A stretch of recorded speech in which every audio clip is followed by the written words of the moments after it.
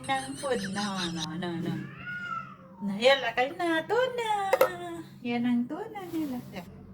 Yan, kain sila ng tuna. Yan ang food nila. Diyan. Puting tuna. Ayan na sila lahat. Meow.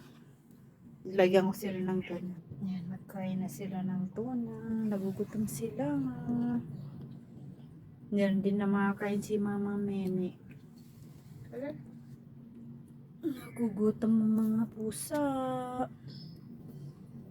Kaya kain-kain sila ng tuna. Sakuli!